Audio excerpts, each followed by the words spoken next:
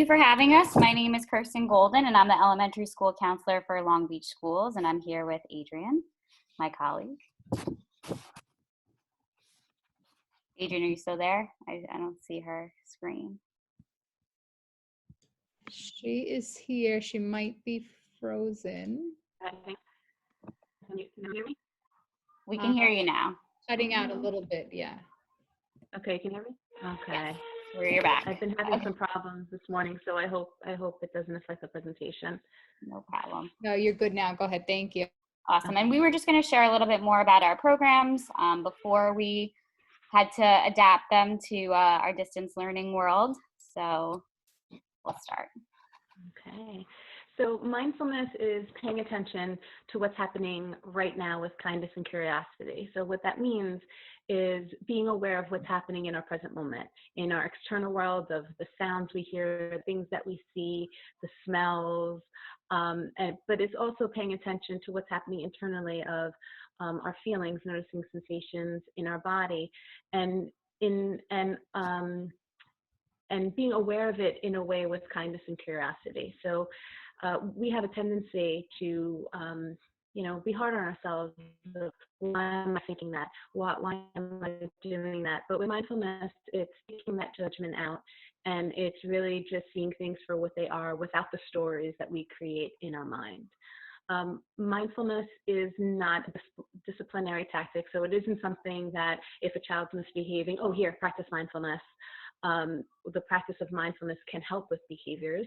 And many people associate mindfulness with calmness, being calm and relaxed and happy. And although that is what does happen for many of us that we all experience, but mindfulness is paying attention to right now. So right now you may not be calm and you may not be happy, but that's okay. It's becoming more aware of how you're feeling, which allows you to make a better choice. It isn't a silver bullet. It isn't something that you practice mindfulness and it's all rainbows and butterflies. But through the practice, the more that we practice and we focus on the good, we're able to see that mindfulness can help us in many areas in our life. It isn't about the absence of thought. Our mind is constantly going, it's constantly thinking. So it's not like that we're going to practice and you're not going to have a thought. It's just that it'll slow it down. And it isn't a religion. And I like this little graphic here because I feel like that explains mindfulness pretty well with adults. There's so many things going on. We have so many of things that we have to do and our minds are full. But the definition of mindfulness is really paying attention to what you're doing and how that dog is just looking at the trees and being aware in the moment. That's what mindfulness is. It's paying attention to what's happening in the moment, being aware of our thoughts and our feelings, and being kind to ourselves and those around us. Yep. All right, and for SEL, this is the first year of the elementary counseling program within Long Beach Schools. I know a lot of districts across Long Island are just beginning to implement the elementary school counselor. So right now I'm split between all 4 buildings, and the primary focus is prevention. So a lot of that is in my push-in SEL lessons that I implement grades K through 5. And so we as educators, we know that social emotional learning, or SEL, has gotten increased attention and gained popularity in recent years because of the tremendous benefits that it can have for all of our students, and especially our ELL students. I found this definition off of the CASEL website, which I'll talk a little bit more about later on, but it really provides a simple overview of what is meant when we're referencing SEL. And it's the way in which we learn about our emotions and how to effectively regulate them in order to function in the world around us. But we all know it's a little more involved and in-depth than that. Long Beach Schools utilizes CASEL as the framework for our SEL curriculum and instruction. And as you can see in the diagram on the right, it's broken down into 5 core competencies, which are self-awareness, self-management, responsible decision-making, relationship skills, and social awareness. And even though there are so many more topics and subsets that fall within those categories, one of the reasons that I like this framework is because it considers SEL development across multiple contexts. Social emotional learning isn't something that's limited to 30 minutes in the classroom on Thursdays from 1:30 to 2. Essentially, all of the learning that happens within that social emotional context. And our kids are learning to develop these skills constantly. So every interaction can really be used as a teaching moment. And I feel like one of the best practices is to find ways to just organically weave SEL into the instruction that's already taking place and making it a part of that classroom structure from the get-go. As you see, as we move outwards, there's opportunity for SEL on a school-wide level, which we see with PBIS programs, character education assemblies, or even cross-grade level activities with that SEL theme focus. And finally, within our schools, our students' homes and communities, there's so much opportunity to develop these skills. And to strengthen the school-home connection, all of my lessons that I deliver have a letter that goes home with students to highlight what we talked about so that the language can be reinforced and is consistent. And I also provide some suggested activities to try out at home, just so we have all those major key stakeholders involved in that process as well. So this next slide talks a little bit about both of our programs and how they work together to best fit the needs of our students. And as you can see, the students receive some sort of mental health support all year round. We follow a push-in model. And as Adrienne mentioned, her lessons are based on or inspired by the Mindful Schools curriculum. My SEL lessons are aligned with CASTLE competencies, and there, like I'm sure most of you know, so many resources for Teachers Pay Teachers and Pinterest that I like to pick from and develop my lessons and program in that way. And my classes, the push-in classes, are 20 minutes long, and the teachers are present, and they're encouraged to participate. And like Kirsten, I provide additional ways to practice for the teachers, so they'll have other ways that could support whatever we learned in class throughout the week. Yep. And then this slide just talks a little bit more about the topics that we cover in our lessons. So I'll go first. Well, I just wanted to show you, this is Teddy. I don't know if you can all see him. And I bring him to all my K-2 classes. And we also do some movement, so he can move and get into a yoga pose. And the students really get excited. I think they're more excited to see him than they are to see me. And I use him as a teaching tool, but I also use him as behavior too, where I tell the children that his ears are very sensitive and loud noises scare him and he doesn't like to be touched. So they respect him and they get very excited to sit next to him. When I start my class, I have an agreement, and it looks something like this. This one is for K-2, and it says one mic, which is one person talks at a time. Keep your hands and feet to yourself. Raise your hand and wait your turn. Be kind, follow directions, and have fun. And for 3 to 5, we've created our own agreements, things that the class, each individual class thought would be best to serve their classroom to make sure that the classes would run smoothly. I have an instrument. This is called a vibratone, and it sounds like this.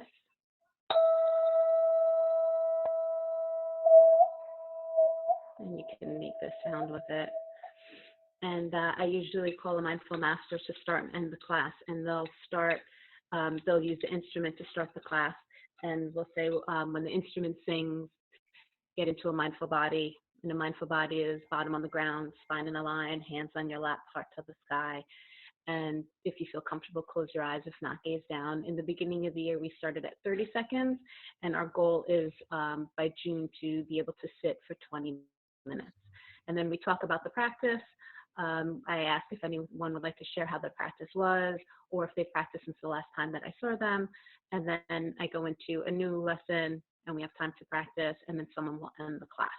And some of those topics are mindful bodies, mindful listening, which is paying attention to the sounds. And we notice that if we pay attention to the sounds, sometimes we notice things that we haven't noticed before. We also talk about mindful breathing and how mindful breathing can help us calm down. It can help us fall asleep. It can help us feel happier. We talk about the different parts of the brain, how there's many systems of the brain, but we touch upon 2. The prefrontal cortex, the amygdala, and the hippocampus. So the students learn about why we act certain ways and what we can do if our amygdala flips its lid. We talk about noticing our thoughts. A magic mindful moment is noticing when you're practicing mindfulness. We did a body scan, which is taking a trip around your body, either starting at the top of your head and working your way down to your toes or vice versa, and noticing if there's any sensations. We talk about gratitude, finding the good. There's always something to be grateful for, even if it's something very, very small. Labeling our emotions, if we're able to be aware and name them and label them. If we name it, we can tame it. We talk about empathy and then kindness to ourselves, of also about the words that we say to ourselves and how powerful words are. So those are, topics that we've addressed this year. Yep. And like Adrienne was mentioning, all the topics that are listed here are clearly beneficial and relevant to all of our students, but especially those ELL students as well. And my goal in supporting these students is to help them develop the skills and tools to better navigate within their classes and their schools in general. And some ways that I want to do this is by supporting that language development and that specifically that emotional and developing a growth mindset to persevere through any of those barriers and obstacles that were mentioned before, developing their own personal identity, and also celebrating that diversity that is within our schools. I use a lot of visuals in my lessons to make it a little easier to understand.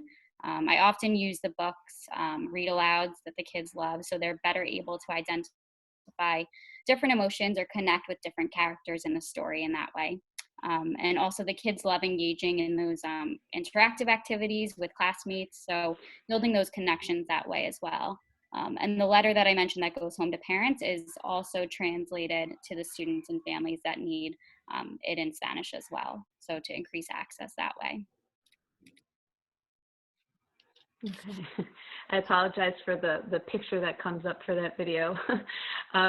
So in the classroom, obviously we're all together. We would, depending on the classroom size and the what the children would choose to either sit at their desks or come and we would sit in a circle. Now things have obviously changed. So I've created Google Classroom, one for K-2 and one for 3-5.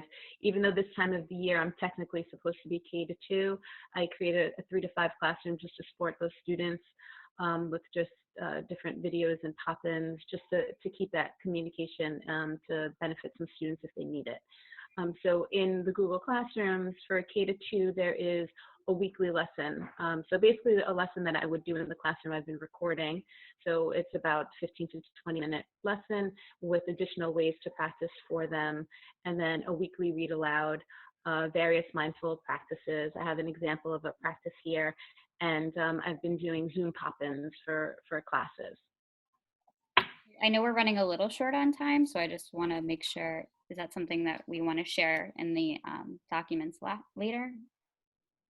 Yeah, ladies, you can take your time. I know we schedule from 12 to 1, but you know the resources that you're sharing are great. So you know, if I know that some people participants do have other meetings at 1 o'clock and whatnot, so if you need to leave, we will have a recording of this video on our YouTube channel. But for those of you who you know, are here with us and sticking around, that's fine. Thank you. Perfect. So I'll play this clip, Adrienne. Hi everyone, I'd like to share with you the stop practice. This practice can be done at any time, it can be done anywhere, and basically we're going to use all the letters from the word stop.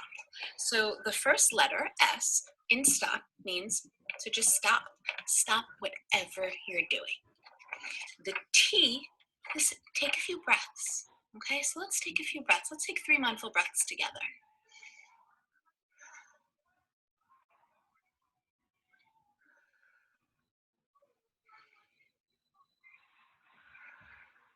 The O stands for observe, right? We're gonna see what we're thinking in our mind and how we're feeling. What emotions are we feeling? And I want you to remember something really important. And this is something that I have to remind myself of often. Just because we think it, it doesn't mean that it's true.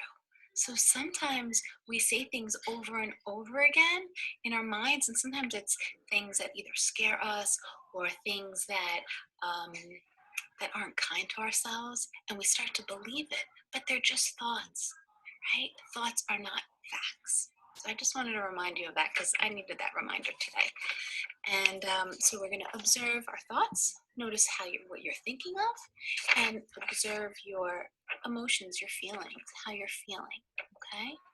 The next thing we're gonna do is P, which stands for proceed, to just go back to doing whatever you're doing.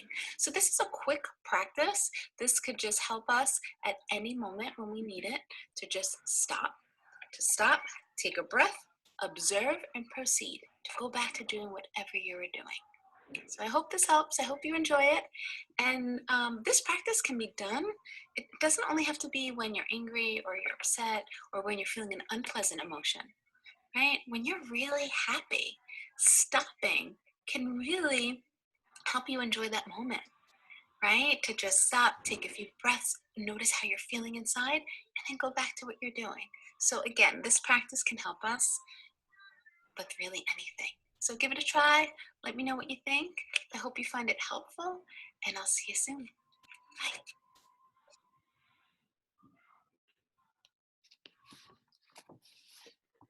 Great. And then, so as Adrienne and many other teachers within Long Beach, Google Classroom is one of the more popular platforms. So I created a classroom as well for students K-5 to join.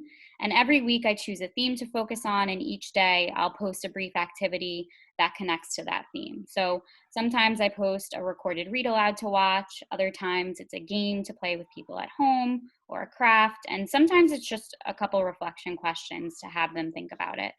Um, all of the activities and resources that I post are optional. I know right now the students and families are swamped and just trying to adjust to the new challenges that distance learning has raised. So I think it's really important to note that we need to meet students where they're at, just like we would if we were in our school buildings.